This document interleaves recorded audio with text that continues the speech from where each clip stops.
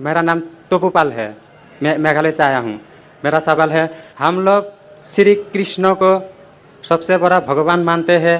जब हम हिंदू शास्त्र पढ़ता हूँ, उन शास्त्रों में लिखा है कि श्री कृष्ण ने शंखचूड़ के बीवी तुलसी देवी को बलात्कार किया, तो क्यों हम एक बलात्कारी को भगवान माने?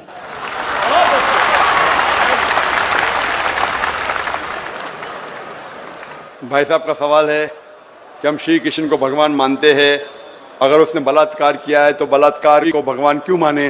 भाई साहब, जैसे मैंने कहा कि मैं हिंदू धार्मिक किताब पढ़ चुका हूँ, वेद पढ़ चुका हूँ, महाभारत पढ़ चुका हूँ, रामायण पढ़ चुका हूँ, और मैं जब पब्लिक में प्रचार करता हूँ तो मैं ऐसा प्रचार करता हूँ, अच्छी बातें कहता हूँ, पढ़ता हूँ सब कुछ, यकसानियत की बात करता हूँ और कहता हूँ, इख्तिलाफ की नहीं करता हूँ। आपने जो सवाल पूछे कि क्यों मानते, मैं आपसे पूछूंगा आप क्यों मानते? आप अगर कहते नहीं मानना चाहिए तो आप मत मानो। तो मैं समझता हूं कि अगर श्री कृष्ण सही में भगवान के अवतार है, अगर सही में पैगंबर है, तो कोई भी पैगंबर बलात्कार नहीं कर सकता है। सर, लिखा है तो बोई में लिखा है, किताब ग्रंथ में लिखा है। भाई साहब, मैं जानता हूं, मैं आपका जवाब देता हूं, मैं जानता हूं, मैंने नहीं कहा कि आप गलत कह रहे, मैं आपको कह रहा हूं ना। मिसाल देता हूं मैं, लूत अलैहिस्सलाम कुरान में लिखा है कि अल्लाह के पैगंबर है, ठीक है, लेकिन श्री कृष्ण अल्लाह के पैगंबर है, कुरान में नहीं लिखा है। लेकिन अल्लाह के रसूल फरमाते हैं कि इस धरती पे 1,24,000 पैगंबर भेजे, नाम से 25 है, उन 25 में से एक का नाम लूत अलैहिस्सलाम है। जब मैं बाइबल पढ़ता हूं, बाइबल में लिखा है कि लूत अलैहिस्सलाम ने जिना किया अपनी बेटियों के साथ, जो आपके शास्त्र में लिखा है उससे बड़ा गुनाह लिखा है बाइबल में। तो मैं क्या कहता हूं, वो बाइबल में गलत लिखा है। लूत अलैहिस्सलाम पे मैं इल्जाम लगा ही नहीं सकता हूं, क्योंकि लूत अलैहिस्सलाम अल्लाह के पैगंबर है। आप समझिए ना। तो मैं कहता हूं कि वो चीज जो बाइबल में है वो मिलावट है। अल्लाह के पैगंबर कभी भी अपनी बेटियों के साथ जिना नहीं कर सकते। तो मैं कहता हूं लूत अलैहिस्सलाम पैगंबर है, लेकिन वो चीज गलत है। जहां तक कि श्री कृष्ण का सवाल है, श्री कृष्ण का नाम कहीं भी कुरान में नहीं आया है, कहीं भी हदीस में नहीं आया है, लेकिन हमारे पैगंबर मोहम्मद सल्लल्लाहु अलैहि वसल्लम आखिरी पैगंबर फरमाते हैं कि दुनिया में 1,24,000 पैगंबर आ चुके। तो कोई मुझसे पूछता है क्या श्री कृष्ण पैगंबर हो सकते, तो मैं कहता हूं मुझे पता नहीं, हो भी सकते नहीं भी हो सकते। मैं ये नहीं कह सकता हूं कि कृष्ण अलैहिस्सलाम, ये नहीं कह सकता क्योंकि मैं जानता नहीं हूं, बराबर ना। लेकिन अगर है भी तो जितने पैगंबर आखिरी पैगंबर मोहम्मद सल्लल्लाहु अलैहि वसल्लम के पहले आए वो सिर्फ उन लोगों के लिए थे और उस वक्त के लिए थे। आज तुम्हें मानना चाहिए आखिरी पैगंबर मोहम्मद सल्लल्लाहु अलैहि वसल्लम। तो इसीलिए इस शास्त्र के बारे में मैं जानता हूं, श्री कृष्ण के बारे में, मैं राधा के बारे में भी जानता हूं, श्री कृष्ण की कितनी बीवियां दो भी जानता हूं। श्री कृष्ण की 8 बीवियां थी, बाद में जंग के मैदान में 16,100 बीवियों से शादी किया, कुल मिला के उनके पास थे 16,108 बीवियां। कितनी? 16,108 बीवियां महाभारत में लिखा है, और उन 16,108 में से राधा उनकी बीवी नहीं थी। और आपने जो कहा वो भी सही है। अभी मैं ज्यादा तफसील से बात नहीं करना चाहता हूं, लोग कहेंगे जाकिर तनकीद कर रहा है, तो इसीलिए मैं इस बात को कतई नहीं मानता हूं कि ये भगवान की तरफ से हो सकता है। आप समझते ना। अगर श्री कृष्ण खुदा के अवतार है या पैगंबर है, तो कोई भी पैगंबर ऐसा नहीं कर सकता है। आप समझे ना। तो इसीलिए ये चीज में मैं नहीं मानता हूं। आप मानते ऐसा कर सकते हैं श्री कृष्ण? किताब में लिखा है तो लिखा है तो, लेकिन तो आप नहीं मानते हैं। बिल्कुल सही, बराबर। मैं भी नहीं मानता हूं, मैं भी नहीं मानता हूं, क्योंकि कोई भी भगवान के पैगंबर या अगर पैगंबर जो अच्छे इंसान, पैगंबर को दूर की बात है, कोई भी अच्छा इंसान बलात्कार कर ही नहीं सकता, पैगंबर तो दूर की बात। आप समझे ना। कोई भी अच्छा धार्मिक इंसान बलात्कार नहीं कर सकता है, तो सवाल उठता ही नहीं। इसीलिए मैं लोगों के सामने ये सब पेश नहीं करता हूं, नहीं तो लोग बोलेंगे ये झगड़े लड़ा रहा है। आप समझे ना। मैं झगड़े लड़ाना नहीं चाहता हूं। कुरान में नहीं लिखे क्या, जो चीज यकसा नहीं है वो पेश करके लोग को लेके आओ। कुरान में लिखे जो यकसा है उसके बारे में बात करो, लोगों को करीब लेके आओ। तो मैं आपसे पूछना चाहता हूं कि आप मानते खुदा एक है? पहले और थोड़ा बोलने दो। बोलिए। तो ग्रंथ में ऐसा क्यों लिखा गया है? कुरान में तो टॉप क्लास है, एक भी सवाल ऐसा नहीं है, क्लियर एकदम फर्स्ट क्लास है। क्यों लिखा बोलता हूं मैं, क्यों? क्योंकि जैसे मैंने पहले कहा कि वक्त के दौरान ये जितने किताबें कुरान के पहले आई वो महदूद थी, एक वक्त के लिए, एक लोगों के लिए। वक्त के दौरान बदलते गई और एडिशन आते गए। जैसा मैंने पहले कहा कि महाभारत असल में जब आप पूछेंगे पंडितों से, महाभारत सबसे पहली बार अर्जुन के ग्रैंडसन ने कहा था। महाभारत उस टाइम 8,000 श्लोक थे। उसने दोस्तों से कहा, बच्चों ने बाप ने बेटे से कहा, फिर वो बाप ने बेटे से कहा, अपने बेटे से कहा, कहने कहने से हो गए 24,000 श्लोक। अभी 8,000 से 24,000 16,000 तो कोई ना कोई लिखाएगा ना, खुदा ने थोड़ी लिखे, वो तो इंसान ने लिखे। आज के तारीख में 1 लाख शौक है, तो ये सब मिलावट है ना, तो ऐसे मिलावट आती गई। इसीलिए मैंने जब पूछा कि अगर 1 गिलास पानी है, साफ पानी है, 1 कतरा गटर का पानी आपके सामने डालूंगा, गंदा पानी, काला पानी, 1 बूंद उसे मिलाऊंगा तो नजर नहीं आएगा, आपको पानी पीएंगे? क्यों? मिलावट है। अगर चुपके से किसने मिलाया आपको नहीं पता तो शायद पी लेंगे, बराबर ना। तो जब पता चल गया कि मिलावट है बाकी शास्त्रों में, तो साफ और सुथरे शास्त्रों की तरफ आओ ना। इसमें एक भी मिलावट नहीं है। चैलेंज है कुरान में, कुरान का चैलेंज है। इसीलिए जो लोग तनकीद करने की कोशिश करते हैं, एक फेमस आदमी है विलियम मोर, जो बहुत तनकीद करता है इस्लाम का। तो ये विलियम मोर ने, जो सबसे ज्यादा कट्टर खिलाफ था इस्लाम के, 200 साल पहले लिखा कि एक वाहिद मजहबी किताब जो 100% अभी तक के हूबहू वही है, जरा भी मिलावट नहीं है, वो था ईसाई। उसने कहा वो कुरान है। तो जो तनकीद करने वाला ऐसा लिख रहा है कि 100% वाहिद किताब जो 100% अभी तक सही है वो कुरान है। तो इसीलिए अगर आपको पता चला कि बाकी किताबों में मिलावट है, तो आप सही किताब की तरफ आ जाओ, कुरान की तरफ। हमको मालूम है, लेकिन लोगों को नहीं मालूम है। तो लोगों को छोड़ो, आप क्यों नहीं पहले मान लेते? आपको मालूम, आपने अमल कर रहे, तो बाकी लोग क्यों अमल करेंगे भाई? लोग तो खराब नहीं देखता है, सिर्फ बोलता है अच्छा है, लेकिन लिखा तो हम शास्त्रों क्यों माने वो? तो मैं आपसे पूछता हूँ, आप क्यों मान रहे फिर? सिर्फ उसी तरह। और छोटा क्वेश्चन है, 2 मेरा क्वेश्चन है। पूछे कल लाइन लेके आया लेकिन मौका नहीं मिला। ठीक है, अभी मौका मिलेगा इंशाल्लाह। बोलिए, पूछे। शिव को हम लोग भगवान मानते हैं। जब हम हिंदू शास्त्र पढ़ता हूँ, उनमें लिखा है शिव ने भिक्षा मांगकर अपने पेट पाला और नशे वाला चीज खाता था। तो एक भिखारी और नशे वाले को क्यों हम लोग भगवान माने? भाई साहब, मेरा जवाब वही है। मैं आपके शास्त्र पढ़ चुका हूं। ये सब मैं तकरीर में बयान नहीं करता हूं, क्योंकि मैं नहीं चाहता हूं दूसरी किताब के बारे में तनकीद करूं। ये मैं मानता हूं जो आप बोलते बिल्कुल सही है, बिल्कुल सही फरमाते, लेकिन मैं ये सब बात करूं तो दंगे फसाद हो जाएंगे ना। मैं अमन वाला आदमी हूं ना। कुरान में भी नहीं लिखे कि लोगों की तनकीद करो। कुरान में लिखा है सूरह अनाम में, सूरह नंबर 6 आयत नंबर 108, कि वो लोग जो दूसरे भगवान को पूछते हैं, गलत भगवान को पूछते हैं अल्लाह के अलावा, उनको गाली मत दो।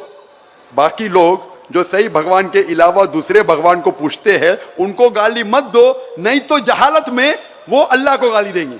कुरान में लिखा है कि जो बाकी लोग जो अल्लाह के अलावा किसी और ईश्वर को पूछते हैं, उनको गाली मत दो, वरना जहालत में वो अल्लाह को गाली देंगे। इसीलिए जो आप बोलते हैं बिल्कुल सही है। मैं कहां कहता हूं गलत है? इसीलिए मैं आपको कहता हूं कि सब चीज अगर गलत है तो आप सही रास्ते पे क्यों नहीं आते? आ गया, हम 2 भाई एक साथ। 2 भाई साथ में, माशाल्लाह। 2 सवाल 2 भाई। अच्छा, माशाल्लाह। भाई आपका नाम क्या है? आपका नाम क्या भाई? मेरा नाम सुब्रत पाल है। और आपका नाम? टोपूपाल। टोपूपाल, माशाल्लाह। 2 पाल इधर आ गए, माशाल्लाह। आप दोनों मानते हैं कि खुदा एक है? जी हाँ। आप दोनों मानते हैं कि बुत परस्ती गलत है, मूर्ति पूजा गलत है? जी हाँ। आप मानते हैं मोहम्मद सल्लल्लाहु अलैहि वसल्लम आखिरी पैगंबर है? जी हाँ। आप मानते हैं? आपको कोई भी जबरदस्ती कर रहा है इस्लाम कबूल करने के लिए? नहीं। कोई भी जबरदस्ती नहीं। कोई भी दबाव है? नहीं। आप अपनी मर्जी से करना चाहते? Yes sir. कोई भी रिश्वत दे रहा है? नहीं।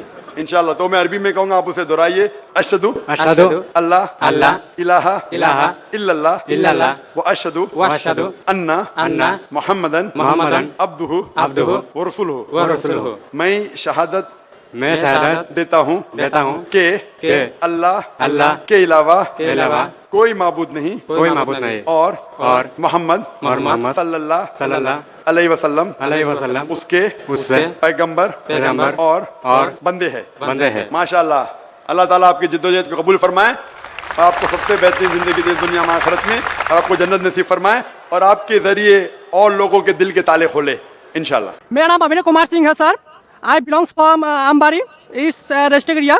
सर माय क्वेश्चन इज, मैं 27वां रोजा करता हूँ सर, और हिंदू धर्म से बिलोंग्स करता हूँ, क्या ये गुनाह है सर? भाई साहब का सवाल अगर मैं सही समझा कि आप 27वां रोजा रखते हैं या सर, तो क्या गुनाह करते हैं? क्या सर, वही जानना था सर। अगर आप के पास ईमान नहीं है, आप नहीं मानते कि खुदा एक है, और नहीं मानते कि खुदा के अलावा कोई माबूद नहीं, और नहीं मानते कि मोहम्मद सल्लल्लाहु अलैहि वसल्लम पैगंबर है, अगर आप रोजा रखे तो ये फाके के बराबर है। नहीं सर, मैं तो मानता हूँ कि भगवान एक अगर ही आप है। मानते हैं तो अल्हम्दुलिल्लाह, अगर ईमान है और फिर रोजा रखे तो अच्छी बात है, और अगर मुकम्मल ईमान लेके इस्लाम में दाखिल होते तो मेरी दरखास्त है कि कोशिश करो कि पूरा महीना रोजा रखे। Okay sir, I will do sir. इंशाल्लाह। आप मानते हैं कि खुदा एक है? Yes sir. आप मानते हैं कि खुदा के अलावा कोई माबूद नहीं? नहीं सर, मैं तो मानता हूँ कि भगवान एक ही है, चाहे वो खुदा हो, भगवान हो, कोई भी। आप मानते हैं कि बुत परस्ती मूर्ति पूजा गलत है? नहीं सर, ये बात नहीं मानता हूँ सर। आप मानते हैं मूर्ति पूजा गलत है या सही है? सर सही है मेरे हिसाब से। आप मानते हैं मूर्ति पूजा सही है? Yes sir. तो अगर आप मूर्ति पूजा सही है मानते हैं, इस्लाम में मूर्ति पूजा करना गलत है, इस्लाम में गलत है, हिंदुइज्म में गलत है, ईसाईयत में गलत है। अगर आप मूर्ति पूजा मानते, रोजा रखे तो कोई फायदा नहीं, ये फाके के बराबर है। आप समझे ना? जब तक आप ये नहीं माने, क्योंकि लिखा है श्वेताश्वेतर उपनिषद में चैप्टर नंबर 4 श्लोक नंबर 19 और लिखा है यजुर्वेद में चैप्टर नंबर 32 श्लोका नंबर 3 में न तस्य प्रतिमा अस्ति, उस भगवान, उस ईश्वर की कोई प्रतिमा नहीं, कोई अक्ष नहीं, कोई मूर्ति नहीं, कोई पिक्चर नहीं, कोई पेंटिंग नहीं, कोई फोटोग्राफ नहीं, कोई स्टैच्यू नहीं। तो अगर स्टैच्यू नहीं है, मूर्ति भगवान की नहीं है और आप मूर्ति पूजा कर रहे, मतलब भगवान के अलावा किसी और की पूजा करे तो गलत है, ये गुनाह है। तो आप स्वर्ग में कभी भी नहीं जाएंगे, जन्नत में कभी भी नहीं जाएंगे, चाहे आप अपने आप को मुसलमान भी बोलो, कोई फायदा नहीं। जब तक आप ये नहीं माने मूर्ति पूजा गलत है, आपको मुस्लिम बोल के कोई फायदा नहीं। नहीं सर, मैं तो दिल से मानता हूँ ना सर। नहीं, दिल से मानते कि मूर्ति पूजा गलत है कि सही है? सही है सर। तो सही है तो कोई फायदा नहीं। आप अपने आप को मुस्लिम बोलेंगे और शहादत देंगे तो भी कोई फायदा नहीं। आप और तहकीक करो और किताबें पढ़ो, जब आपको यकीन हो जाएगा कि मूर्ति पूजा गलत है, फिर ही आप अपने आप को इस्लाम में दाखिल करो, नहीं तो कोई फायदा नहीं। जब तक आप मूर्ति पूजा जिंदगी से नहीं निकालेंगे, कुरान में लिखे सूरह निसा सूरह 4 आयत नंबर 48 और सूरह निसा सूरह नंबर 4 आयत नंबर 116 में कि अल्लाह ताला भगवान ईश्वर कोई भी गुनाह को माफ कर सकता है, लेकिन शिर्क, मूर्ति पूजा को कभी माफ नहीं कर सकता है। तो ये जब तक आपकी जिंदगी में कोई फायदा नहीं, रोजा रख के कोई फायदा नहीं, नमाज पढ़ के भी। मेरा नाम इंद्रदेव पासवान है और पेशे से वकालत करता हूँ, खगड़ा का रहने वाला हूँ। मेरा सवाल है, तथाकथित रूप से जिहाद के नाम पर कुछ कट्टरपंथी तत्व मासूम लोगों को गुमराह कर उनके द्वारा अमानवीय कार्य कराते हैं, जिससे पूरा मुस्लिम समुदाय राष्ट्रीय स्तर पर ही नहीं अंतर्राष्ट्रीय स्तर पर भी बदनाम हो गया है। अतः जिहाद क्या है और जिहाद के बारे में विस्तृत रूप से बताया जाए। भाई साहब ने पूछा और कहा कि कुछ लोग जिहाद के नाम पे लोग को गुमराह करते हैं, इसीलिए इस्लाम का नाम खराब हो चुका है। आप बताइए जिहाद क्या है? सबसे ज्यादा गलत फहमी अगर इस्लाम में किसी शब्द के बारे में है, मुसलमान और गैर मुसलमान दोनों में, वो है लफ्ज जिहाद। मुसलमान और गैर मुसलमान अक्सर समझते हैं कि जिहाद के मानी कोई भी मुसलमान कोई भी लड़ाई लड़ रहा है, चाहे अपने फायदे के लिए हो, चाहे जमीन के लिए हो, चाहे दौलत के लिए, उसे कहते हैं जिहाद। जिहाद के मानी ये नहीं कि कोई मुसलमान लड़ाई कर रहा है जमीन के लिए, अपने फायदे के लिए, दौलत के लिए। जिहाद आता है अरबी लफ्ज जहादा से, जिसके मानी है जिद्दोजहद। जिहाद के मानी जिद्दोजहद। इस्लाम के पस मंजर में अगर कोई इंसान अपने नफ्स से जिद्दोजहद कर रहा है, अपने नफ्स से जिद्दोजहद कर रहा है गलत काम के खिलाफ, इविल इंक्लिनेशन, शैतानी हरकत के खिलाफ, उसे कहते हैं जिद्दोजहद। जिहाद उसे भी कहते हैं जो जिद्दोजहद कर रहा है माशरे को सुधारने के लिए। इस्लाम में जिहाद उसे भी कहते हैं जो एक जुल्म के खिलाफ जिद्दोजहद कर रहा है। अगर कोई जंग के हालत में अपने बचाव के लिए जिद्दोजहद कर रहा है, उसे भी कहते हैं जिहाद। जिहाद की मानी जिद्दोजहद। अक्सर लोग जिहाद का तर्जुमा करते हैं पाक जंग, ये गलत तर्जुमा है। ये था होली वॉर ईसाई लोग को डिस्क्राइब करने के लिए। पूरे कुरान मजीद में पाक जंग का तर्जुमा अरबी में करेंगे तो होता है हर्ब मुकद्दसा। कुरान में कहीं भी पढ़ो, कहीं भी लफ्ज हर्ब मुकद्दसा नहीं है, कोई भी हदीस में नहीं है। ये वेस्टर्नर्स ने लेबल दिए है।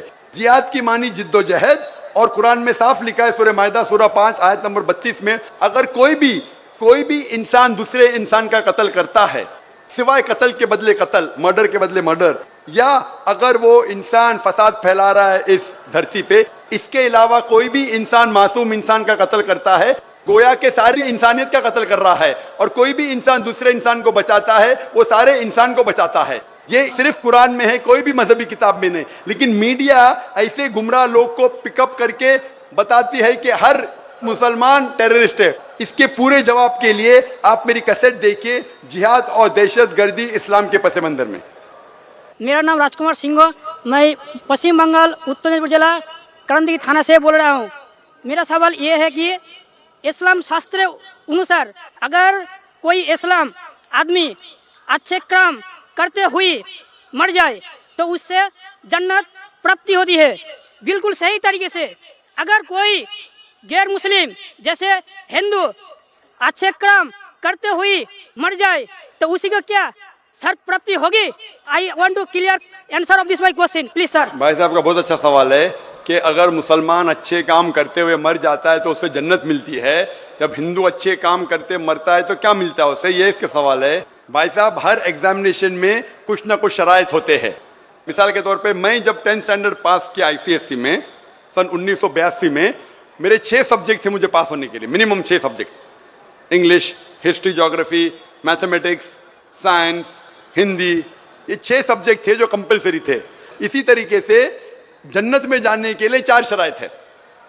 जन्नत में जाने के लिए सूरह अल असर सूरा नंबर 103 आयत नंबर 1 से 3 तक में लिखा है, वल अस्र इन्नल इंसान लफी खुस्र इल्ला लज़ीना आमनू व आमिलु सॉलिहाती व तवासौ बिल हक़ व तवासौ बिस सब्र। अल्लाह ताला कसम खाते हैं जमाने की, वक्त की, कि आदमी खसारे में है।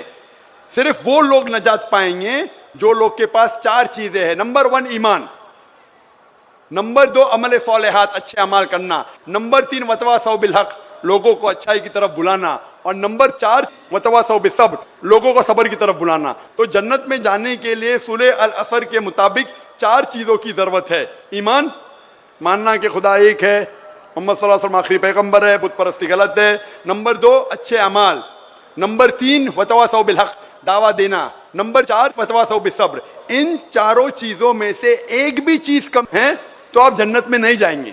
अगर अल्लाह ताला माफ करना चाहता है ग्रेस मार्क्स देख के तो अलग बात है। अल्लाह ताला फरमाते सूरह निसा में सूरा नंबर 4 आयत नंबर 48 में और सूरह निसा सूरा नंबर 4 आयत नंबर 116 में कि अल्लाह अगर चाहे तो कोई भी गुनाह को माफ कर सकते, लेकिन शिर्क को कभी नहीं माफ करेंगे। तो आमतौर पे जन्नत में जाने के लिए 4 चीज की जरूरत है। आपको शिर्क नहीं करना चाहिए। तो अगर एक आदमी को 4 में से 3 चीज में अच्छे मार्क्स मिले, मिसाल के तौर पे मैं 10th स्टैंडर्ड के अंदर 6 सब्जेक्ट में से 5 सब्जेक्ट में 100% मिले मुझे, और एक सब्जेक्ट में मैं फेल हो गया हूं, एक सब्जेक्ट में मिलता है 5 आउट ऑफ 100, तो क्या मैं एग्जामिनेशन में पास होगा भाई साहब? नहीं सर। मैं 10th स्टैंडर्ड पास होगा? नहीं। नहीं। क्यों नहीं? लेकिन मुझे 5 में तो 100% मिले। नहीं, सब 6 में पास होना चाहिए। 5 में से 100 से 100 मिले तो 6 में पास होना चाहिए। भले सब 6 में 100 में से 50 मिले चलेगा, लेकिन 5 में आपको 100 में से 100 मिले, एक में फेल हुए तो 10th स्टैंडर्ड फेल। इसीलिए जन्नत में जाने के लिए एक शर्त है कि शिर्क नहीं करना चाहिए। आप समझे? शिर्क नहीं करना चाहिए। उसके अलावा ईमान होना चाहिए, आपके अच्छे अखलाक होना चाहिए, आपको दावा देना चाहिए, सब्र होना चाहिए। आप बोले एक इंसान अच्छे काम करता है, ना चोरी करता है, मदद करता है, चैरिटी देता है, लेकिन शिर्क करता है, अल्लाह के अलावा, खुदा के अलावा, ईश्वर के अलावा किसी और की इबादत करता है, तो जन्नत में जा ही नहीं सकता है। अपने आप को अगर मुसलमान बोलता है और शिर्क करता है फिर भी जन्नत में नहीं जाएगा। खाली मुस्लिम बोलने से कोई इंसान जन्नत में नहीं जाएगा। मुस्लिम बोलने के बावजूद उसे शिर्क नहीं करना होगा, ईमान लाना होगा, अच्छे अमाल करना होगा, दावत पेश करना होगा और सब्र की दावत भी पेश करना होगा। ये सब होंगे तो जन्नत में जाएगा, वरना नहीं जाएगा। सर, मैं जसपाल सिंह कसरेपट्टी से। सर, मैं इससे पहले पापा के होटल में खा रहा था, अभी मैं अपना काम शुरू किया हूँ। तो मैं ये जानना चाह रहा हूँ कि हमारे में ये है कि आप अपनी कमाई का 10वां हिस्सा उन लोगों को देंगे जो चाहे सरदार हो या अदर कोई भी कास्ट के हो, तो जो उस लायक हैं उसको आप देंगे। तो सर, मैं काम अभी शुरू किया हूँ, तो मैं ये जानना चाह रहा हूँ, तो अभी ये सरकार की तरफ से नियम है कि टैक्स भी हमें देना है अपनी इनकम का, तो इनकम का टैक्स जो देना है वो 10 में से क्या करना है उसका थोड़ा जानना चाहता हूँ सर। भाई का सवाल है कि उन्हें धंधा अलग किया अपने वालिद से और उनके मजहब में, और सही फरमाते कि 10वां हिस्सा 1/10 वो चैरिटी में देना चाहिए लोग को। तो ये पूछते हैं जो गवर्नमेंट टैक्स लेती है क्या वो चैरिटी में गिना जा सकता है? वो गवर्नमेंट अगर टैक्स लेती है और आपके मजहब के हिसाब से खर्चा करती है तो सही है, कोई भी गवर्नमेंट। बाद में मैं हिंदुस्तान पे आता हूं। मिसाल के तौर पे कई मुस्लिम गवर्नमेंट है जो पूरे दुनिया में जो ज़कात लेती है अपने नागरिक से, लेकिन कुरान के हिसाब से खर्चा नहीं करती है, तो गलत है। लेकिन बहुत से मुसलमान मुल्क है जो ज़कात काटती है अपने नागरिक से और कुरान और हदीस के मुताबिक खर्चा करती है, तो फिर आपको फिर से ज़कात देने की जरूरत नहीं। हमारे इस्लाम में 10% कमाई का नहीं, 2.5% बचत का, और 2.5% बचत का अक्सर 10% कमाई से ज्यादा होता है। क्योंकि अगर एक इंसान जब बचाने लगता है, गरीब इंसान के लिए कम है, गरीब इंसान के लिए 2.5% बचत 10% कमाई से कम है। एक आदमी जो कमाता है 10,000, 20,000, 50,000 रुपया, वो कमा के घर खरीदता है, तो घर तो उसकी बचत नहीं हुई। बचत मतलब जो आम जरूरत के अलावा जो बचत होती है उसका इस्लाम में 2.5% देना चाहिए। यानी उसका मतलब 85 ग्राम सोने से ज्यादा बचत आपके पास है तो आपको ज़कात देने का। तो गरीब इंसान के लिए 2.5% तो उसके कमाई का 1% भी शायद न हो, वो 0% है अगर उसकी बचत है ही नहीं तो। अमीर इंसान जो 10 लाख कमाता है महीने का, 1 करोड़ कमाता है, 20 करोड़ कमाता है, वो काफी बचाने लगता है। तो 2.5% बचत उसके 10% कमाई से ज्यादा होता है अगर सही तरीके से हिसाब करे। बहुत से मुसलमान बोलते हैं मैं तो हिसाब करता ही नहीं हूं, मैं मेरे 2.5% कमाई का देता हूं, मैं ज्यादा देता हूं। वो बेवकूफ है।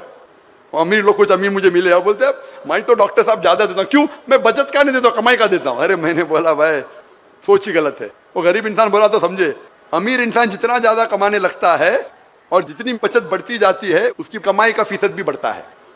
तो इसके अंदर जो आपने मुझे पूछा कि आज जो गवर्नमेंट टैक्स लेती है, जितना मेरा इल्म है, जो आपके धर्म में लिखा हुआ है किस तरीके से खर्चा होना चाहिए, ये गवर्नमेंट वैसा खर्चा नहीं करती। तो ये टैक्स अलग है, आपका 10% अलग है। सेम थिंग मुसलमानों के लिए, ये टैक्स के अंदर वो 2.5% ज़कात नहीं गिन सकते। टैक्स जो देते इनकम टैक्स वो अलग है। इनकम टैक्स देने के बाद जो अपनी बचत होती है आपकी जायदाद की, मुसलमान 2.5% निसाब के ऊपर जो है वो देना चाहिए। आपको जो कमाई का 10% देने का है तो आपको देना ही पड़ेगा। टैक्स अलग है, क्योंकि टैक्स जो गवर्नमेंट खर्चा करती है, आपका सिखिज्म, आपका सिख धर्म जो कहता है वो गवर्नमेंट वैसा खर्चा नहीं करती है। तो आप क्योंकि इंडियन सिटीजन है और सिख भी है, आपको 10% भी देना है, टैक्स भी देना है। सेम चीज मुसलमान के लिए 2.5% ज़कात भी देना है अगर आप ज़कात के हकदार है, और टैक्स भी देना है अगर आप टैक्स के हकदार है। सर मैं बिजनेस के लिए सर बैंक गया था सर, तो सर वहाँ हमने एक लोन के लिए अप्लाई किया था। तो सर आप लोगों के काफी लोग, चूंकि यहाँ आबादी सर आप लोगों की ज्यादा है, तो उधर क्या होता है कि हमें ये प्रॉब्लम है कि लोन जल्दी मेरा पास नहीं हो रहा था। आप लोगों में ब्याज लेने देने के लिए तो मना किया गया है, लेकिन आपके लोग कतार में वहाँ हैं तो हमें परेशानी होती है।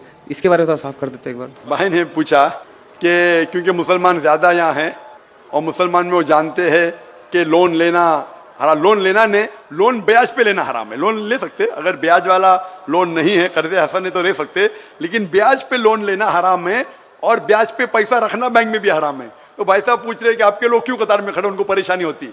एक चीज इन लोग गलती कर रहे, लेकिन आप अगर लोन नहीं ले पाते आपको खुश होना चाहिए।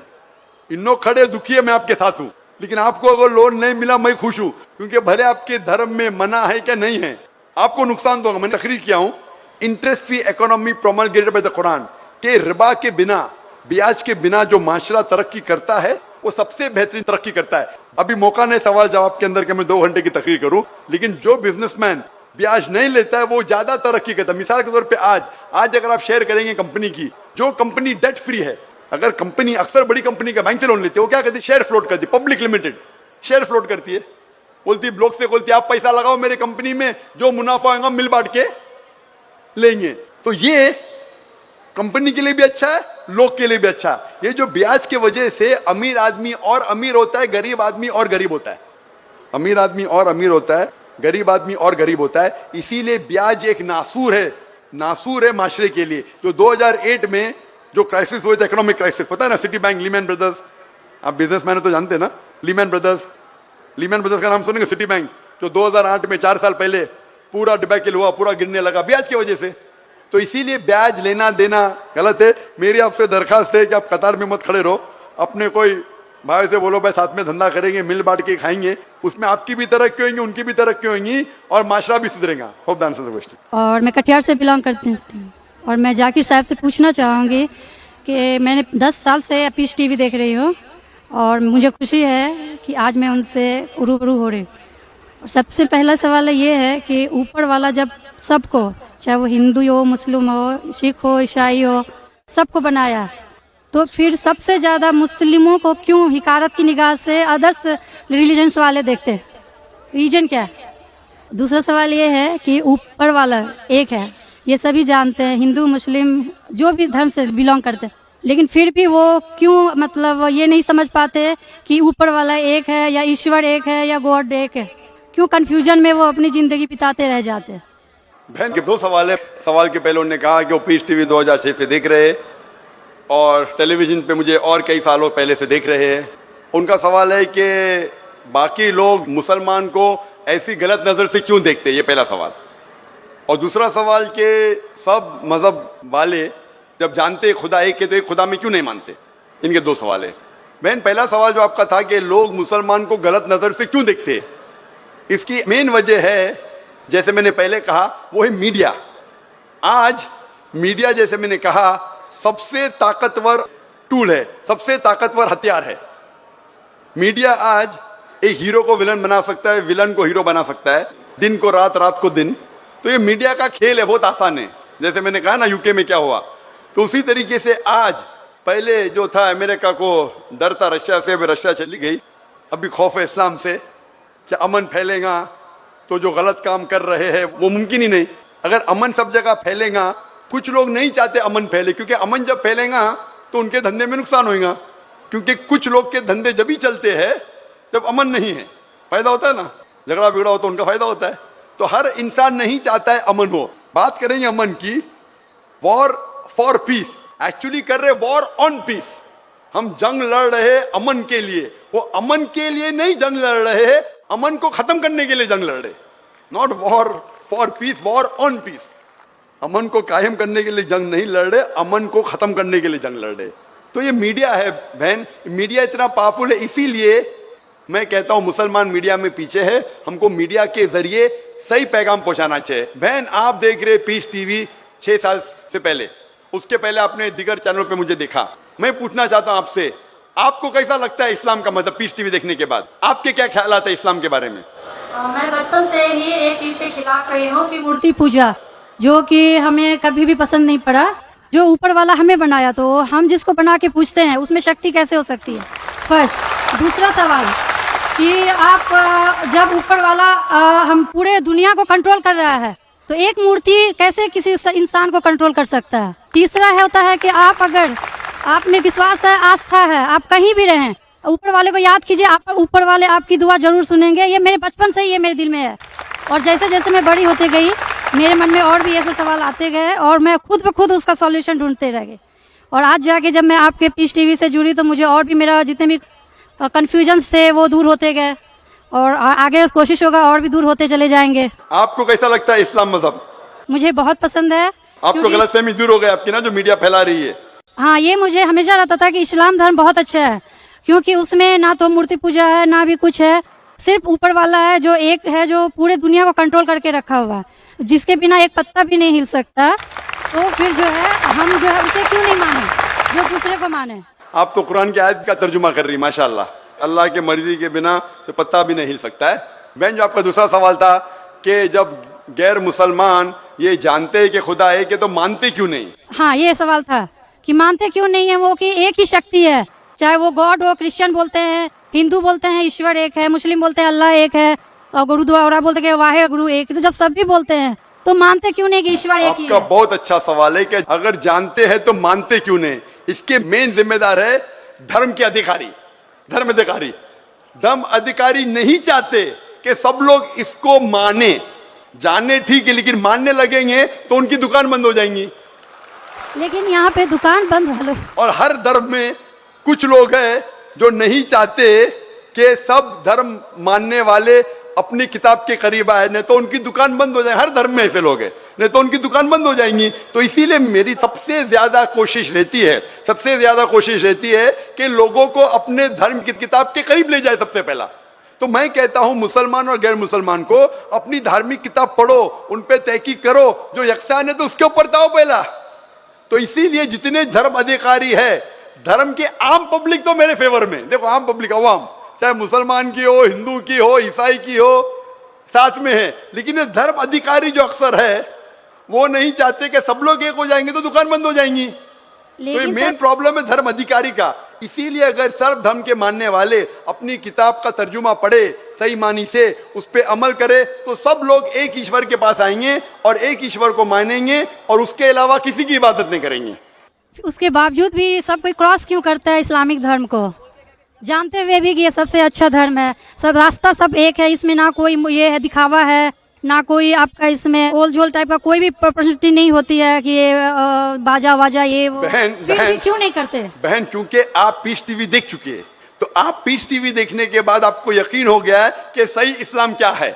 बाकी चैनल सही इस्लाम नहीं दिखा रही, बाकी चैनल दिखाते हैं कि मुसलमान टेररिस्ट है, मुसलमान दहशतगर्द है, मुसलमान जलील करते, मुसलमान ये करते, खवातीन को हक नहीं देते, तो सब लोग तो पीस टीवी नहीं देखते ना। इंशाल्लाह एक दिन आएगा जब दुनिया के अक्सर लोग पीस टीवी देखेंगे। इंशाल्लाह इंशाल्लाह हमारा इरादा है कि पीस टीवी को कम से कम दुनिया की सबसे अहम 10 जबानों के अंदर फैलाए।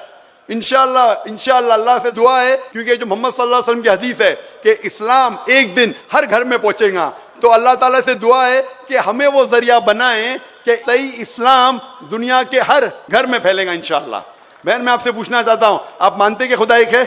मैं बचपन से मानती हूँ ऊपर वाला एक है। आप मानते हैं कि मोहम्मद सल्लल्लाहु अलैहि वसल्लम आखिरी पैगंबर है? हाँ, ये सब बचपन से ही पता है मुझे। तो मैं आपसे पूछता हूँ डॉक्टर श्वेता, जब आप मानते खुदा एक है, आप मानते बुत परस्ती गलत है, आप मानते मोहम्मद सल्लल्लाहु अलैहि वसल्लम आखिरी पैगंबर है, तो उसका मतलब आप मुसलमान हो चुके हैं। हाँ, ये एक चीज मैं सवाल करना चाह रही थी आपसे जी हाँ। कि आपके मन में जो भी आप धर्म अपना रहे हो, ये तो जरूरी नहीं होता कि आप उसे रिप्लेस करें पब्लिक के बीच में। जरूरी नहीं है। और अगर आप मन से मानते हैं तो, और ऊपर वाला जान रहा है कि आप क्या हैं, और ऊपर वाले को ही मानते हुए सारा चीज फॉलो कर रहे हैं, तो क्या जरूरी होता है कि मुस्लिम बताए ही कि हम मुस्लिम हैं? बहन का बहुत अच्छा सवाल है कि अगर मन से माने काफी नहीं, क्या जाहिर करना जरूरी नहीं है?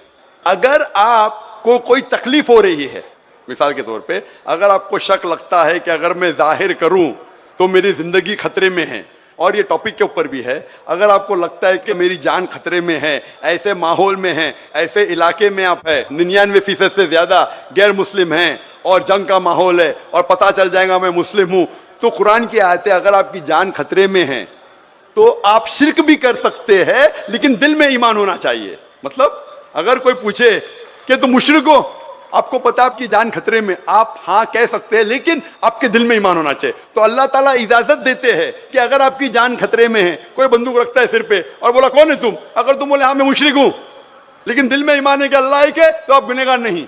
तो अगर आपको डर है कि आपके इज़हार करने की वजह से आपकी जान खतरे में है या कुछ तकलीफ आ सकती, तो मत इज़हार करो, लेकिन इज़हार करने से फॉलो करना आसान है। जो शख्स इज़हार करता है वो फॉलो भी करेगा, अगर इज़हार नहीं करेगा, बोलता मैं मुसलमान हूं, अगर उसके जान का खतरा है तो कोई हर्ज नहीं, उसके दिल उसके बीच में और खुदा के बीच में इज़हार करने की जरूरत नहीं। लेकिन जान का खतरा नहीं है, फिर भी बोलते हैं नहीं मैं जान का खतरा नहीं है, मुझे कोई तकलीफ नहीं, छोटी मोटी तकलीफ है इसलिए मैंने इज़हार करूंगा, फिर क्या होगा, फिर उसको अमल करना मुश्किल होगा। अगर छोटी मोटी तकलीफ है तो इज़हार करना चाहिए, क्योंकि उसको अमल करने में आसानी होगी, नमाज पढ़ने में आसानी होगी, रोजा रखने में आसानी होगी। अगर कबूल नहीं करेंगे तो मुश्किलात और बढ़ेंगी। लेकिन अगर मुश्किलात इतनी हैं कि आपको जान का खतरा है, तो आप माइक्रोफोन पे भी नहीं आती थी। मैं भी फील्ड में हूं ना बहन, अगर आपको जान का खतरा होता था तो माइक्रोफोन पे आके आप बोलती भी नहीं थी कि मैं बुत परस्ती के खिलाफ हूं, मैं खुदा में मानती हूं। जब इतना बोल दिए तो मुझे यकीन है आपके जान का खतरा नहीं है। मैं भी फील्ड का हूं ना, आप डॉक्टर है, मैं भी डॉक्टर हूं। आप कौन से डॉक्टर है पता नहीं, मैं जिस्म का डॉक्टर हूं, आप पीएचडी डॉक्टर है, मेडिकल डॉक्टर है, कौन से डॉक्टर है बहन आप? डेंटिस्ट। डेंटिस्ट है, माशाल्लाह करीब पेशा है। मैं मेडिकल डॉक्टर एमबीबीएस हूं, आप डेंटिस्ट है। आपको कैसे पता चलता है दांत में दर्द हो रहा है तो क्या प्रॉब्लम है, बराबर ना? तो वैसा मुझे भी थोड़ा थोड़ा पता चल जाता। मैं जिस्म के डॉक्टर के अलावा रूहानी डॉक्टर भी हूं माशाल्लाह, तो मुझे पता है आपको जान का खतरा नहीं है। तो जान का खतरा नहीं है तो मेरी ये राय है, इज़हार करने से आपको अमल करने में और आसानी होगी। ये मुझे पता है। पता आपको ना? हाँ। तो आपको जान का खतरा है?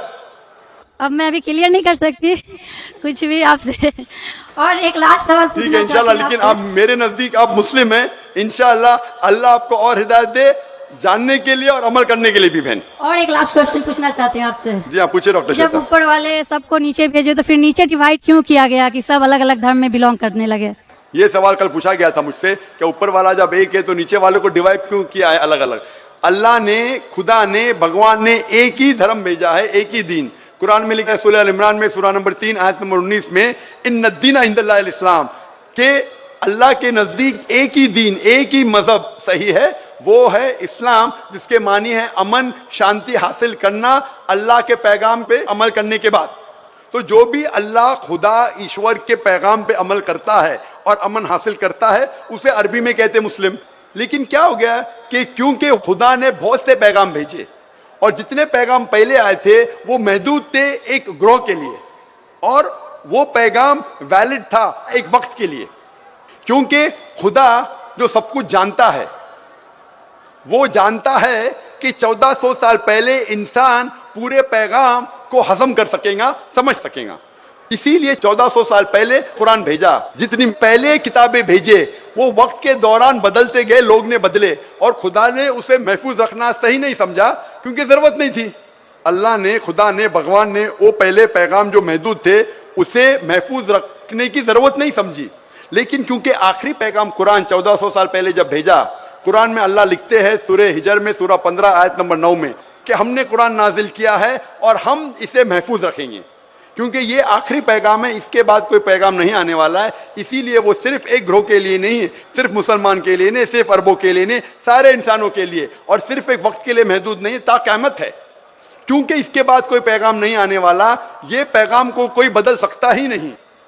इसीलिए जितने पुराने पैगाम हैं, बदलने के बावजूद उनमें जो मेन बात है, जो असल बात है तौहीद की कि खुदा एक है, उसके अलावा कोई माबूद नहीं, और बुत परस्ती नहीं करना चाहिए, मूर्ति पूजा नहीं करना चाहिए, सारे मजहब की किताबों में मौजूद है। वो अलग बात है कि धर्म अधिकारी इनको आम नहीं करते अपने लोगों के सामने, इसलिए लोग को गलत फहमी है कि जाकिर सिर्फ अपनी मजहब की बात कर रहा है। अरे मैं उनकी मजहब की बात भी कर रहा हूं।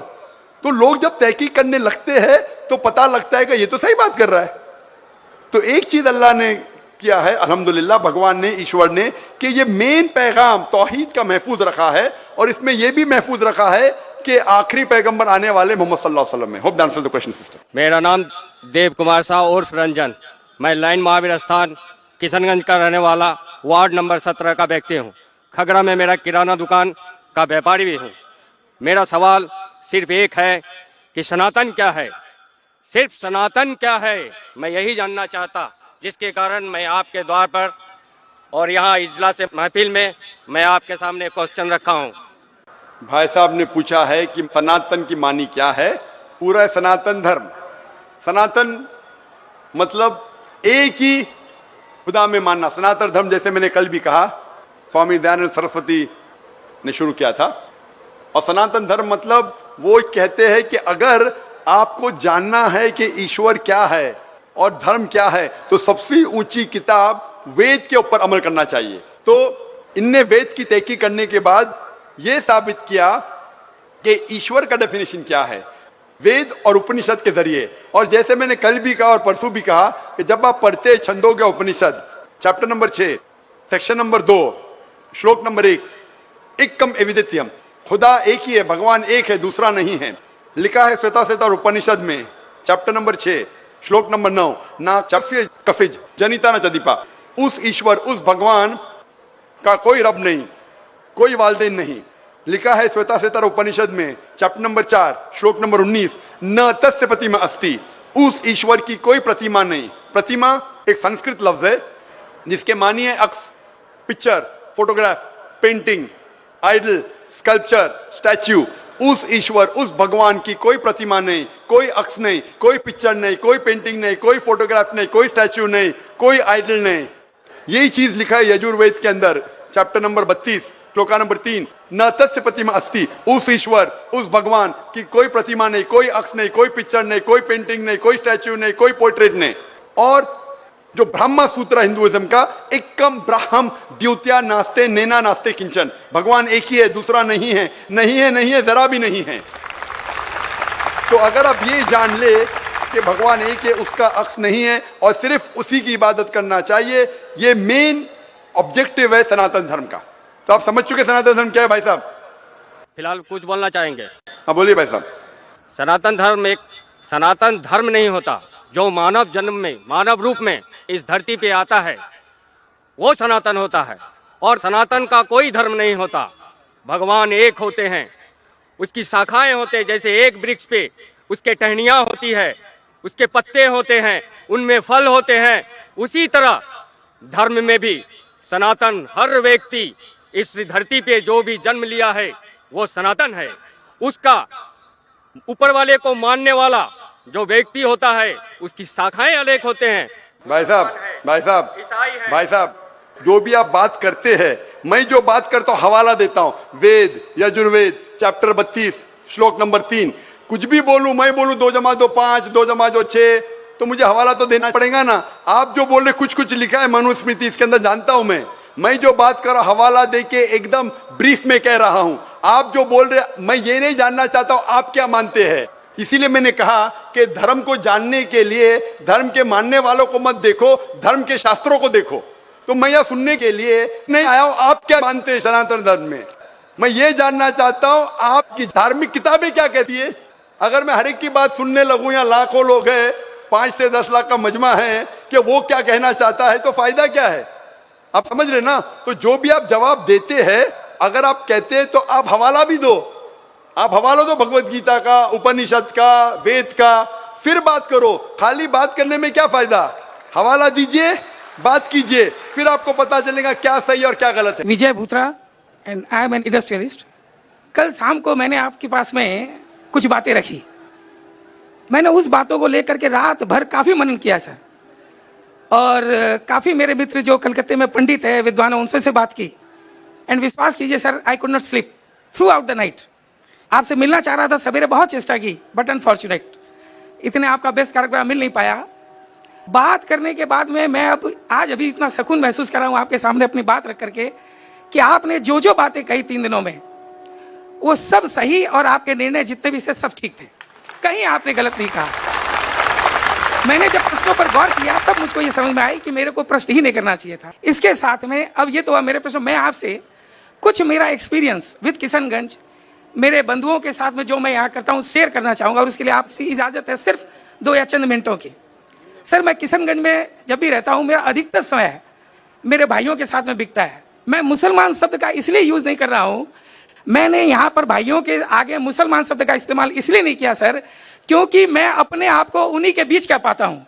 सो मैं ये मुसलमान और हिंदू बोल के डिफरेंस नहीं करना चाहता हूँ। आपको एक छोटी मिसाल देता हूँ सर। हमारे यहाँ पर सैयद मजरूल हसन जी हैं, उनके रमजान के पवित्र महीने में हम यहाँ पर एक आयोजन करते हैं इफ्तार का। विश्वास मानिए सर, उस समय इतना पवित्र वातावरण रहता है यहाँ पर, और इतनी खुशी लगती है। उसका पूरा दायित्व मजहर भाई हम लोगों के ऊपर दे देते हैं, हमारे और भी हिंदू मित्र हैं उनके ऊपर में देते हैं।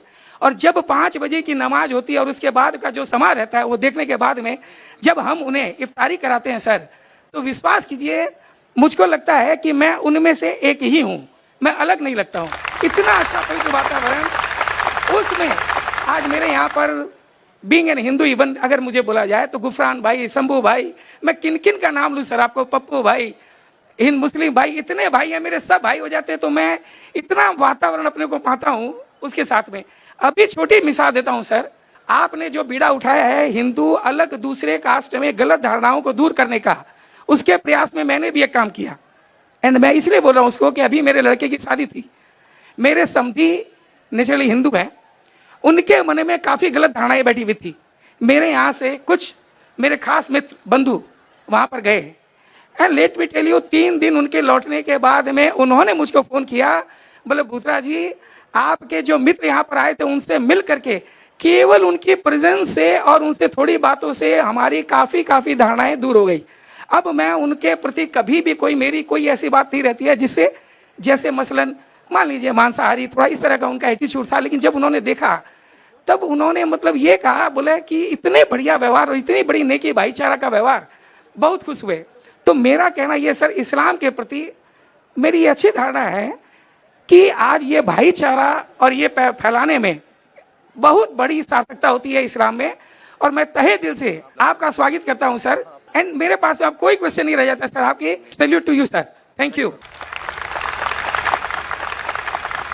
माशाल्लाह भूत्रा साहब माशाल्लाह करीब भाइयों में से है, और कल रात को वक्त की तंगी होने की वजह से उनने 3 सवाल किया था और मैं चाहता था जवाब दूं, लेकिन जहां तक ये लॉ का सवाल है कि 10 बजे खत्म होना चाहिए, इसे खत्म करना पड़ा। तो मैंने उनसे कहा कि पहला मैं आपको मौका दूंगा, एक नहीं 3 सवाल पूछने का।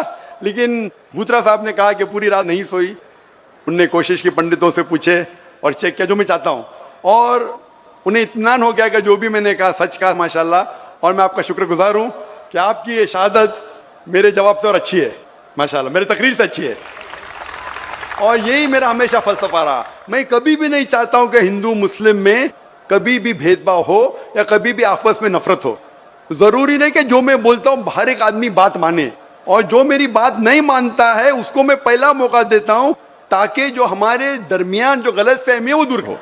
इसीलिए मुझे बहुत दुख हुआ कि मैं आपका जवाब न दे सका कल, बहुत दुख हुआ मुझे। कहूंगा सिर्फ। हाँ जी, बोलिए।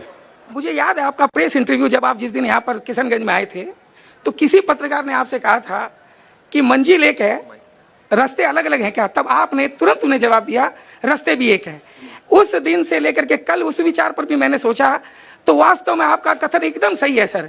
मैं इसमें थोड़ी तब्दीली करता हूं अपने मन से कि मंजिल भी एक है सर, रास्ते भी एक है। हम हो सकता है रास्ते में अकेले चलने में थोड़ा घबरा जाते हैं, इसलिए किसी का सहारा ले लेते हैं, मूर्ति पूजा या किसी का सहारा ले लेते हैं, बट कहीं दूर तक जाने के बाद में अल्टीमेटली आप और मैं और तू एक हो जाते हैं, और फिर केवल रह जाता है हम। भाई साहब, गुजरा साहब, आप बोलते कहीं ना कहीं आगे जाके एक होते। मेरी ख्वाहिश है कि यहाँ से एक हो।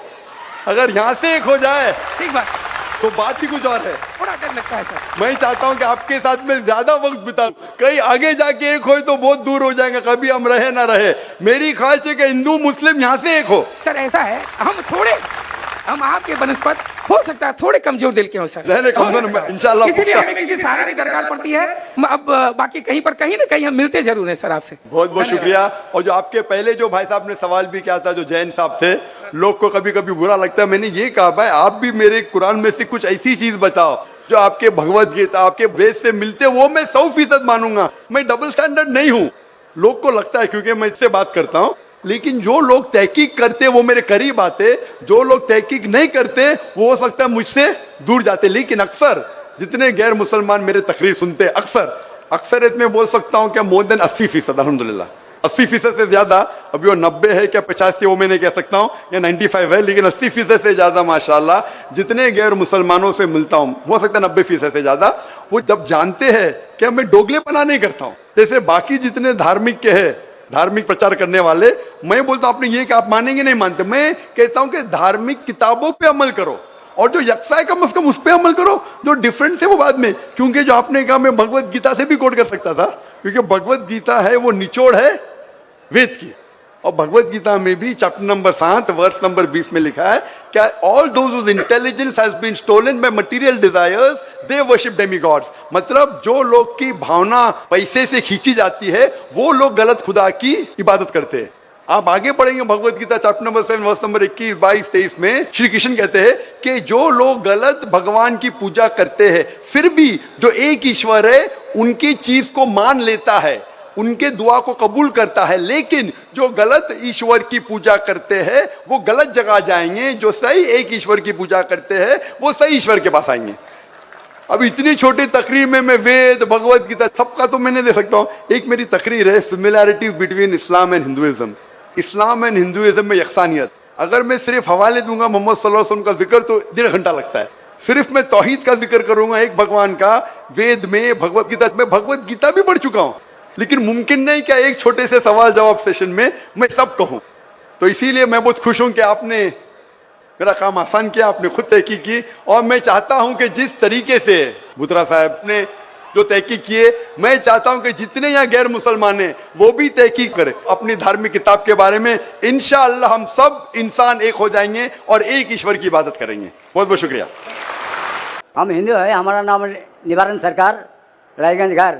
आपसे 2-4 बात एक साथ हम पूछ लेंगे, इसके बाद बैठ जाएंगे। पहला बात यह है हमारा, जो हम हिंदू होकर के मुसलमान भाइयों से क्या बोल के मिलेंगे? सलाम अलैकुम तो दे नहीं सकते। हाँ भाई साहब का अच्छा सवाल है, आखिरी सवाल है, अच्छा सवाल है कि हम मुसलमान भाइयों से क्या बोल के मिलेंगे? सलाम अलैकुम तो नहीं बोल सकते। क्या आपके शास्त्र में लिखा सलाम अलैकुम नहीं बोलने का? लिखा है? नहीं लिखा है ना? भाई साहब का सवाल है कि मुसलमान भाई से मिलते हैं तो क्या सलाम अलैकुम बोल सकते हैं? और ये सवाल पहले भी किसी ने पूछा कि मुसलमान भाई जब गैर मुस्लिम से मिलते हैं तो वालेकुम सलाम कह सकते हैं? क्या गैर मुसलमान को सलाम कह सकते हैं? ये सवाल है, बराबर ना? और इसके अंदर इस जवाब में इख्तिलाफ है, जैसा मैंने कहा कि मुसलमान गैर मुसलमान को सलाम कर सकता है कि नहीं, और गैर मुसलमान के सलाम का जवाब दे सकता है नहीं। ये इख्तिलाफ कैसे पैदा हुआ? क्योंकि एक हदीस है सही बुखारी की, जिल्द नंबर 8, हदीस नंबर 6257 के लिखा है कि अल्लाह के रसूल फरमाते हैं, जब यहूदी आपसे कहते अस्सलाम अलैकुम, अस्सलाम अलैकुम का मतलब आप पे मौत हो, जब यहूदी आपसे कहते अस्सलाम अलैकुम तो आप कहो वालेकुम, मतलब आप पे भी हो। तो ये हदीस साफ है कि अगर यहूदी आपसे कहते हैं आप पे मौत हो, अस्सलाम वालेकुम, वो ट्विस्ट करते थे, मरोड़ते थे, अस्सलाम वालेकुम मतलब अस्सलाम वालेकुम, तो आप जवाब दो वालेकुम, आप पे भी। तो इस बुनियाद पे अक्सर मुसलमान समझते हैं कि हम गैर मुस्लिम को अस्सलाम वालेकुम नहीं बोल सकते, वालेकुम सलाम नहीं बोल सकते, इसीलिए अक्सर कोई गैर मुस्लिम सलाम कहता है तो मुसलमान कहते हैं वालेकुम। अभी इस इख्तिलाफ को जानने के लिए हमें तहकीक करना पड़ेगा कुरान और सही हदीस के मुताबिक, और मैंने इसकी गहराई से तहकीक की है। कुरान के मुताबिक तफसीर के कुर्तुबी पढ़ा, तबरी पढ़ा, इब्न कसीर पढ़ा, कई हदीस पढ़ा, और जो मेरी तहकीक का मैं निचोड़ आपको देता हूं। इख्तिलाफ क्यों कह दिया मैं? जब इब्न अब्बास रज़ियल्लाहु अन्हु से पूछा गया था इस आयत के बारे में जिसकी तिलावत मैंने तकरीर में की, सूरह निसा सूरह नंबर 4 आयत नंबर 86, व इज़ा हुय्यितुम बितहियतिन फहय्यु बिअहसन मिन्हा औ रुद्दूहा इन्नल्लाह काना अला कुल्लि शैइन हसीबा। यानी अगर आपको कोई अच्छे तरीके से मिलता है, ये आयत के मुताबिक अगर गैर मुसलमान आपको ग्रीट करे, सलाम दे, तो क्या जवाब देना चाहिए? तो इब्न अब्बास रज़ियल्लाहु अन्हु कहते हैं कि आयत तो साफ है कि अगर कोई भी आपको सलाम कहता है, चाहे मुस्लिम हो, चाहे मजूस हो, चाहे गैर मुस्लिम हो, कोई भी आपको सलाम करता है, कुरान कहता है आपको और बेहतरीन तरीके से सलाम कहना चाहिए, या कम से कम उतना। अल्लाह हिसाब रखने के लिए सबसे बेहतरीन है। तो इस आयत के मुताबिक इब्ने अब्बास रज़ियल्लाहु अन्हु कहते हैं, जो बड़े साहबा थे, अगर गैर मुस्लिम सलाम करते आपको वालेकुम सलाम बेहतरीन तरीके से करना चाहिए। लेकिन उलमाओं में इख्तिलाफ है, कुछ उलमा कहते नहीं, ये बेहतरीन जो लफ्ज है सिर्फ मुसलमान के लिए है, गैर मुसलमान के लिए, जिम्मी के लिए सिर्फ उतना। तो ठीक है, मान लो। तो अगर वो सलाम करते आपको वालेकुम सलाम बोलना चाहिए, कम से कम उतना तो बोलना चाहिए। ये वालेकुम था, सिर्फ वालेकुम था अगर कोई आपको मौत बोले, पर अगर कोई गैर मुसलमान अस्सलाम वालेकुम बोले तो इब्ने अब्बास कहते हैं रज़ियल्लाहु अन्हु बेहतर करो या उतना। कुछ उलमा कहते नहीं, सिर्फ उतना। तो कोई गैर मुसलमान सलाम करे तो कम से कम उतना तो फर्ज है, और अच्छा कर सके वालेकुम अस्सलाम व रहमतुल्लाह तो बेहतर है।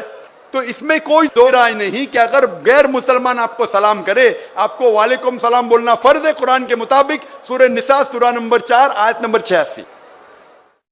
अभी दूसरा सवाल आता है, क्या मुसलमान गैर मुसलमान को सलाम कर सकता है, पहल कर सकता है क्या नहीं? इस पे इख्तिलाफ है, इस पे इख्तिलाफ है। इख्तिलाफ क्यों है? क्योंकि एक हदीस है मोहम्मद सल्लल्लाहु अलैहि वसल्लम की जो मुत्तफिक अलैह है, बुखारी में भी मुस्लिम में भी। सही मुस्लिम में लिखा है जिल्द नंबर 3 में किताब सलाम में हदीस नंबर 5389, इसमें लिखा है कि मोहम्मद सल्लल्लाहु अलैहि वसल्लम फरमाते हैं कि जब भी आप कोई यहूद या नसारा को गुजरते हुए देखे तो उन्हें सलाम मत कहो, सलाम मत करो, उनका रास्ता तंग करो।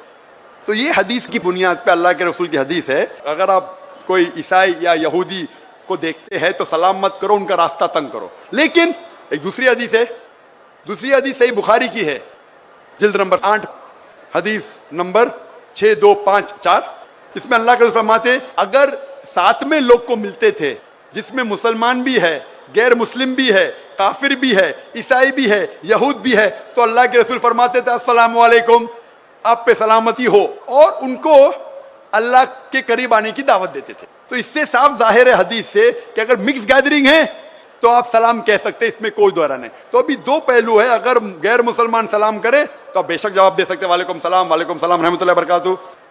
अगर मिक्स गैदरिंग है तो आप पहल भी कर सकते हैं, इसमें कोई दो राय नहीं है। जो इख्तिलाफ आता है कि सिर्फ अगर एक गैर मुस्लिम को मिले तो क्या आप पहल कर सकते हैं किसी सलाम में? जब आप कुर्तुबी पढ़ते हैं, कुर्तुबी की तफसीर पढ़ते हैं, इसके अंदर जब उआइना है, उआइना से पूछा गया था रज़ियल्लाहु अन्हु, उनसे पूछा गया था कि गैर मुस्लिम को सलाम करने में पहल कर सकते हैं कैसे? तो वह जवाब देते कुरान मजीद की आयत सूरह मुम्तहिना सूरह नंबर 60 आयत नंबर 8 में कि अल्लाह सुब्हानहू व तआला ने कहा जो लोग आपको अपने घर से नहीं निकालते, जो आपके दीन को गाली नहीं देते, उनके साथ अमन से रहे, जस्ट रहे और अच्छा बर्ताव करे, क्योंकि अल्लाह ताला जो लोग जस्ट है उनके साथ है, जो लोग अच्छा बर्ताव करे उनके साथ है। और 4 आयतें पहले वो हवाला देते हैं सूरह मुम्तहिना सूरह नंबर 60 आयत नंबर 4 कि सबसे बेहतरीन मिसाल है इब्राहिम अलैहिस्सलाम में। और इब्राहिम अलैहिस्सलाम की मिसाल क्या है? क्रॉस रेफरेंस, सब कुरान से जवाब है। क्रॉस रेफरेंस आप सूरह मरियम पढ़ो, सूरह नंबर 19 आयत नंबर 47, इसमें लिखा है कि जब इब्राहिम अलैहिस्सलाम के वालिद तो मुशरिक थे, जो काफिर थे, जब इब्राहिम अलैहिस्सलाम को घर के बाहर निकालते तो सूरह मरियम सूरह नंबर 19 आयत नंबर 47 में फरमाते कि काला सलामुन अलैका। इब्राहिम अलैहिस्सलाम ने अपने वालिद से कहा आप पे सलामती हो। कुरान कहता है कि इब्राहिम अलैहिस्सलाम में सबसे अच्छी मिसाल है, इब्राहिम अलैहिस्सलाम ने अपने मुशरिक, अपने काफिर वालिद को कहा सलाम अलैकुम। तो ये बुनियाद पे अक्सर उलमा कहते हैं, जमहूर उलमा कहते हैं कि ये सलाम जो था ये अलविदा का सलाम था, इसमें कोई दो राय नहीं। इसके वजह से उलमा में इख्तिलाफ है। अक्सर उलमा कहते हैं अलविदा का सलाम था लेकिन सलामती थी, इसलिए आप गैर मुस्लिम को सलाम कह सकते हैं। कुछ उलमा कहते नहीं ये अलविदा का था, सिर्फ नाम के लिए था, इसलिए नहीं कर सकते। और तहकीक करेंगे तो पता लगता है कि सूरह फुरकान में सूरा नंबर 25 आयत नंबर 63 में लिखा है कि मोमिन वो है जो दुनिया धरती पे आजिज़ी के साथ चलते हैं, दे वॉक विद ह्यूमिलिटी, और जब भी जाहिल लोग से मिलते हैं तो कहते हैं कालू सलामा, सलाम अलैकुम। ये कुरान की आयत है। मोमिन वो है जो आजिज़ी ह्यूमिलिटी से धरती पे चलते हैं और जब जाहिल से मिलते हैं कहते हैं कालू सलामा, आप पे सलामती हो। और पढ़ो कुरान मजीद सूरह कसस की आयत है, सूरा नंबर 28 आयत नंबर 55। इसमें लिखा है कि जब भी कोई गैर मुस्लिम काफिर अगर इस्लाम के खिलाफ बात कर रहा है, बेहरमती कर रहा है, तो आप कहो आप पे आपके अमाल, मेरे पे मेरे अमाल, आप पे सलामुन अलैकुम। वो जाहिल जो इस्लाम को गाली दे रहा है, कुरान कह रहा है सूरह कसस में सूरा नंबर 28 आयत नंबर 55, उसमें कहता है कि आपके अमाल आप पे, मेरे अमाल मेरे पे, सलामुन अलैकुम, आप पे सलाम हो। तो इसीलिए सलफ के नजदीक अक्सर मानते हैं कि आप सलाम गैर मुस्लिम को कर सकते हैं, उनका जवाब भी दे सकते हैं। फिर भी कुछ सलफ उलमा है जो आज भी कहते हैं कि आप गैर मुस्लिम को सलाम नहीं कर सकते, लेकिन अक्सर कहते आप सलाम कर सकते क्योंकि दलील है कुरान और सही हदीस से। तो जब भी सलफ उलमा में इख्तिलाफ होता है तो मैं भी तहकीक करता हूं, उनकी दलील देखता हूं कुरान और सही हदीस से, फिर उलमा की तरफ जाता हूं, उस आलिम की साइड लेता हूं जो मुझे लगता है कुरान और हदीस के और करीब है। इसीलिए पूछा गया था इब्ने मसूद रज़ियल्लाहु अन्हु जो इतने बड़े साहबा थे, वो मुसलमान को भी गैर मुसलमान को भी सलाम करते थे। तो एक शख्स ने पूछा इब्ने मसूद रज़ियल्लाहु अन्हु, गैर मुस्लिम को सलाम करना तो गलत है, आप क्यों करते? ये उनका हक है, इब्ने मसूद ने कहा। और अबू उसामा रज़ियल्लाहु अन्हु, उनसे पूछा गया था कि आप गैर मुस्लिम को सलाम क्यों करते हो? जब भी जाते थे मुसलमान को भी सलाम करते थे, गैर मुस्लिम को भी करते थे, क्यों करते? तो उन्होंने कहा कि हम मुसलमान का फर्ज है कि हम रहमत फैलाए, इसीलिए मैं गैर मुसलमान को सलाम करता हूं।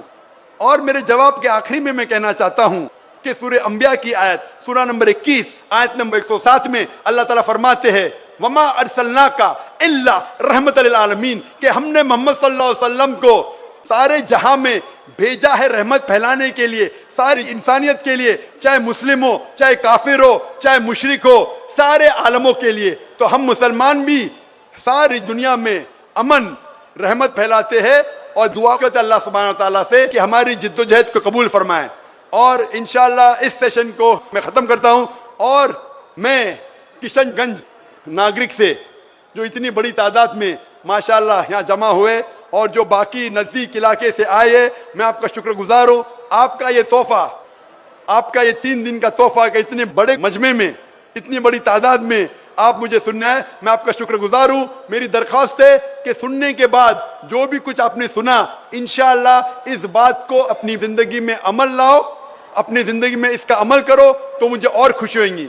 और इंशाअल्लाह अल्लाह चाहा तो जल्द मैं वापस आऊंगा। व आखिरु दावाना अल्हम्दुलिल्लाहि रब्बिल आलमीन। अस्सलामु अलैकुम व रहमतुल्लाहि व बरकातुहू। जी खुशामदीद दोस्तों, उम्मीद करता हूँ वीडियो आपने पूरी देखी होगी और आपको पसंद भी आई होगी। भाइयों दोस्तों, आपने फेंकने वाले बहुत देखे होंगे जो कि फेंकते रहते हैं, जो हर वक्त हवा में फेंकते रहते हैं, झूठ बोलते हैं और बंडल पास करते हैं। तो इन फेंकने वालों में जो सबसे ज़्यादा नंबर आए हैं वो इसी के आए हैं, क्योंकि ये कह रहा है कि हमारा गुरु नानक जो है ना, ये कुछ लोग जो है ना इतना ही झूठ बोलते हैं और इतना ज़्यादा झूठ बोलते हैं कि हैरान हो जाता हूँ कि लोग फिर इनको सुनते कैसे हैं और इस पर अमल किस तरह करते हैं। तो ये कहते हैं कि गुरु नानक जो है ना, उसने मक्का गए थे और उसने जो है ना पाँव काबे की तरफ बिछाए थे। तो मुला जीवन आया और उसने उसके पाँव काबे से हटा दिए, तो काबा चलकर उसके पाँव पे आ गया। नऊज़ बिल्लाह। ये अब कहा कि ये मुसलमान है। भाई यार, फेंकने की भी कोई हद होती है। ये बस फेंकती जा रहे हैं और लोग जो है ना उस पर अमल भी कर रहे हैं और उसको पसंद भी कर रहे हैं।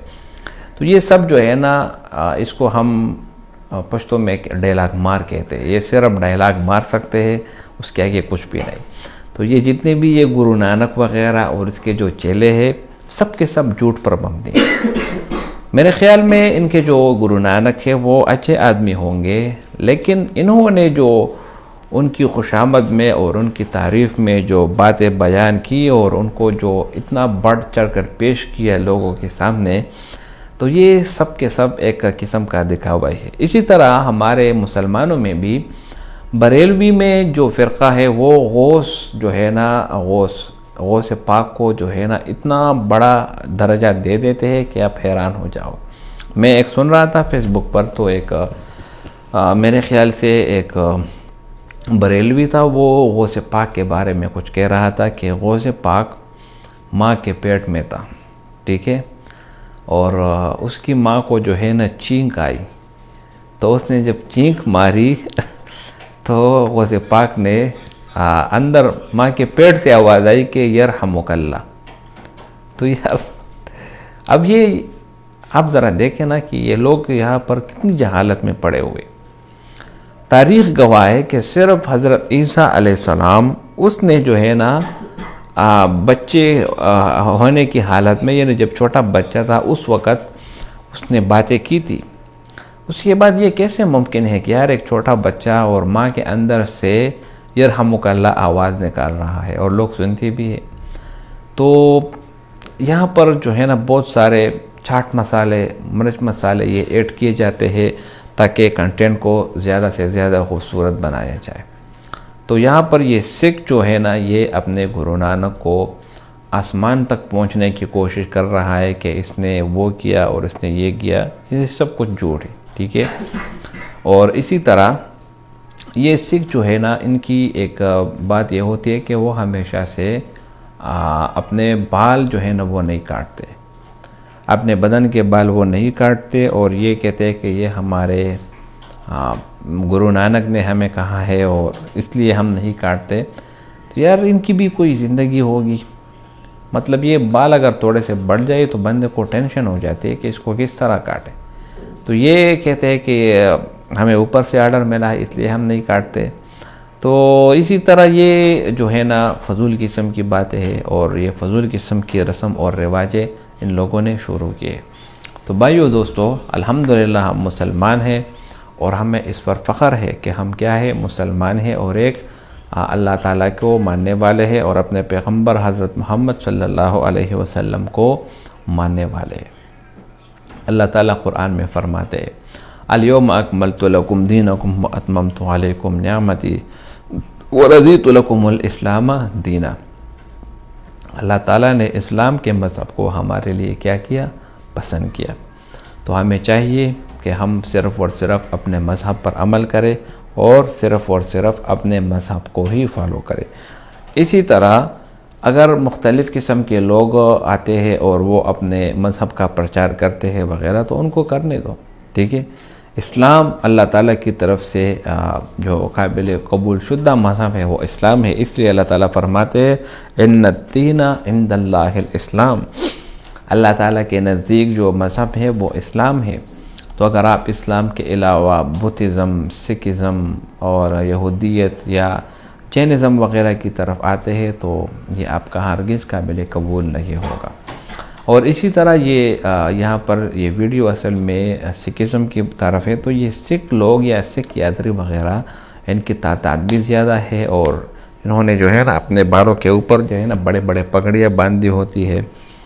तो हमेशा से ये लोग जो गुरु नानक के बारे में इतने बढ़ चढ़ कर पेश करते हैं, ये दावे ये सब के सब झूठे हैं। आप खुद आप रिसर्च करें, देखिए तो इनके जो गुरु नानक है वो एक सिंपल सा आदमी होगा और अच्छा आदमी होगा, बुरा नहीं होगा, लेकिन इन्होंने बढ़ चढ़ कर उसको कुछ अजीब व गरीब किस्म का पैगाम दिया लोगों।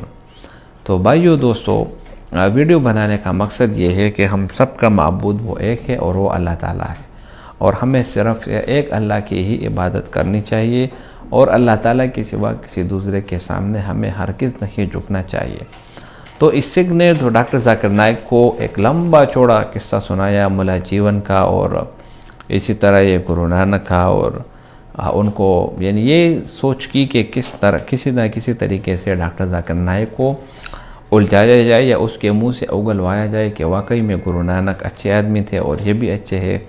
लेकिन डॉक्टर जाकिर नाइक ने बहुत बेहतरीन तरीके से जवाब दिया और अपने बातों में उसको उलझाए रखा और उसके जो एतराज़ात थे उसको भी ख़त्म कर दिए।